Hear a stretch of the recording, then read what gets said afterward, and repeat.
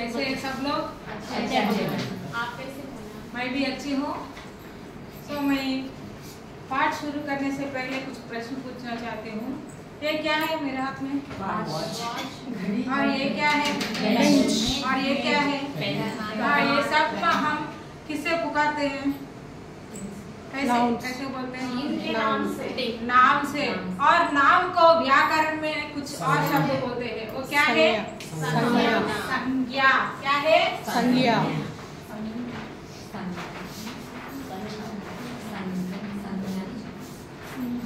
आज हमारा टॉपिक भी संज्ञा है। इस संज्ञा में सीखने का प्रतिफल क्या है?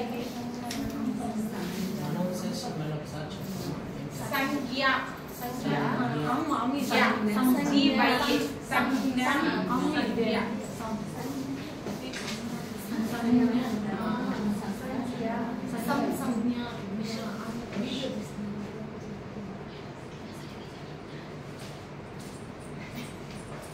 पहले उसका अर्थ और परिभाषा।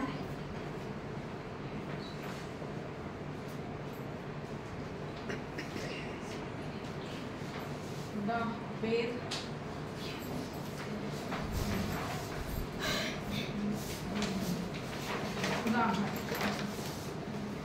संज्ञा माने किसी व्यक्ति, जाति, वस्तु, स्थान, गुण या भाव आदि का नाम को संज्ञा कहते हैं। संज्ञा का अर्थ क्या है कि नाम। किसी व्यक्ति या वस्तु, कोई भी चीज को हमें इस संसार में किसी की चीज का नाम होते हैं। नाम के बिना हमें कैसे उसे पुकार सकते हैं? नहीं ना। कोई भी चीज को नाम होते हैं, नाम से ही हमें उसे बुलाते हैं। जैसे हम मेरा नाम, जैसे तुम्हारा नाम, जैसे इस वस्तु का नाम। इसे वस्तु नहीं कहते हैं ना, इसे क्या कहते हैं? मेज कहते हैं। जैसे इस संसार में सभी का भी एक नाम है, उस नाम को हम हिंदी व्याकरण में संज्ञा कहते हैं। इसका परिभाषा क्या है कि किसी व्यक्ति, जाति या वस्तु, स्थान, गुण या भाव आदि के नाम को हम संज्ञा कहते हैं। इस संज्ञा में 3 भेद होते हैं।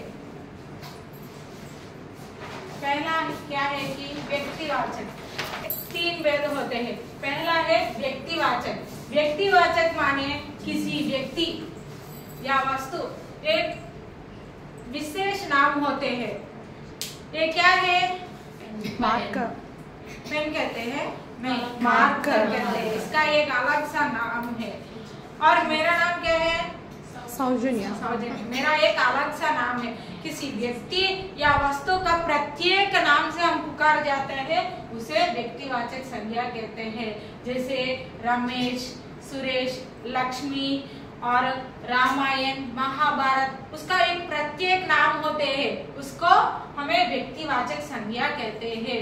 और दूसरा क्या है कि जातिवाचक। जातिवाचक संज्ञा मीन्स सभी प्राणों को एक जाति होती है। हम किस जाति में आती है? मानव जाति में आती है ना। और हम सब मानव जाति है। इस जाति के प्राणियों को भी एक प्राणी अलग अलग जाति होते हैं ना। इस जाति को हम जातिवाचक संज्ञा कहते हैं। जैसे कुकुर, शेर, मानव जाति, ये सब लोग जातिवाचक संज्ञा में आते हैं। और तीसरा क्या है कि भाववाचक। इस भाववाचक में हमारे और जैसे प्राणियों में होते हैं ना भाव या गुण, उसे हम भाववाचक से कहते हैं। जैसे रोना, हंसना, चीखना, क्रोध, ये सब भी हम भाववाचक संज्ञा में कहते हैं। ये 3 से अलग और एक दूसरा नए संज्ञा आए हैं। इस क्या है? इसका एक है समूहवाचक और दूसरा है द्रव्यवाचक। समूहवाचक मीन्स ये समूह जैसे होते हैं। जैसे एक परिवार, एक कक्षा, हम सब भी कौन है? हम कक्षा। हाँ, एक समूह में बैठे हैं, हम सब उपाध्याय है। और पुलिस, जैसे ये एक ही जन को पुलिस कहते हैं और सारे पुलिस को पुलिस ही कहते हैं। जैसे समूहों में रखते हैं, एक परिवार, जैसे कक्षा, ऐसे लोगों को हम समूहवाचक कहते हैं। और ये द्रव्यवाचक, इसको केवल नापतोली कर सकते हैं। नापतोल मतलब नापना मीन्स मेजर।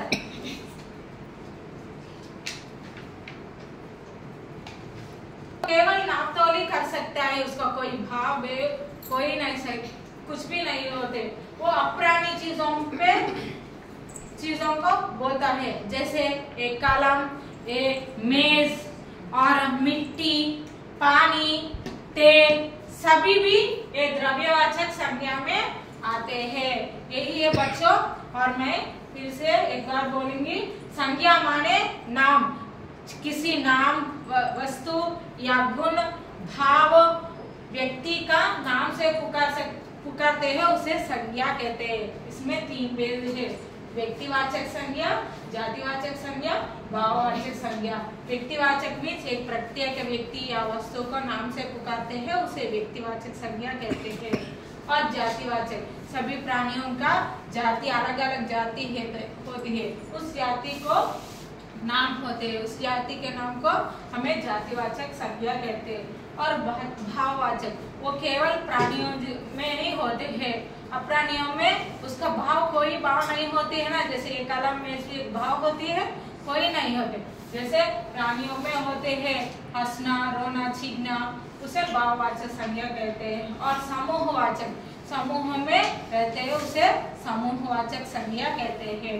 और द्रव्यवाचक, उसकी केवल नापतोली कर सकता है, जैसे पानी, मिट्टी, दही और तेल, जैसे ये सभी संज्ञा में आते हैं। समझ गए बच्चों? आज का गृह कार्य क्या है? देखिए, किसी 5 व्यक्तिवाचक संज्ञा का उदाहरण लिखिए। इसमें हमें पहला उसका अर्थ देखा और संज्ञा का परिभाषा भी देखी और उसका भेद भी देखा और उसका उदाहरण भी हमने देख लिया। सब लोगों के समझ में आया बच्चों? हाँ।